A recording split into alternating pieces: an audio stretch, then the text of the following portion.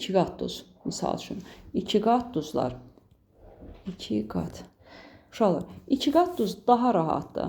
2 qat duzda 2 dənə fərqli metalla əvəz olunacaq hidrogen. Bax, misal üçün bizə verir natrium OH, üstə gəl kalium OH, üstə gəl H2SO4. Bir natrium metalı var, bir kalium metalı var, 2 dənə də turşuda hidrogen var. Yəni, 2 hidrogenin yerinə bir dəfə natrium, bir dənə də kalium qoyacaq. Natrium, kalium, SO4. Üstə gəl, o birisi 2H2O. Yəni, natrium metalı, kalium metalı, 2 dənə fərqli metal varsa olur 2 qat duz. Və yaxud da sizə veriblər natrium, kalium metalını, bir də H3PO4 turşusunu.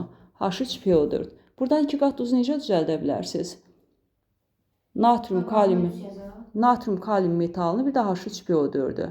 2 dənə xeyr, 2 fərqli metalla əvəz edirik hidrogeni. Hidrogen saxlamırıq yerdə.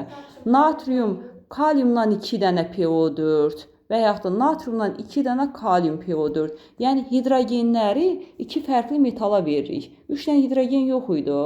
Natrium, kaliumda hərəsinin valentliyi 1-dir. Natrium, kaliumdan 2 dənə PO4. Natriumdan 2 dənə kalium PO4. 2 valentli metal versəydi, misal üçün, natrium kalsium versəydi, misal üçün, natrium kalsium versəydi. Onda yazacaqdıq sadəcə natrium kalsium PO4. Çünki natrium valentliyi 1-dir, kalsium valentliyi 2-dir. O 3 hidrogeni əvəz edibdir.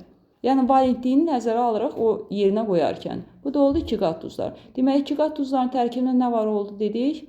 2 dənə fərqli metal olmalıdır. Normal duzlarda hidrogen, turşudakı hidrogen tam əvəz olunmalıdır. Turş duzlarda hidrogen qismən əvəz olunmalıdır. 2 qat duzlarda hidrogen 2 dənə fərqli metalla əvəz olunmalıdır.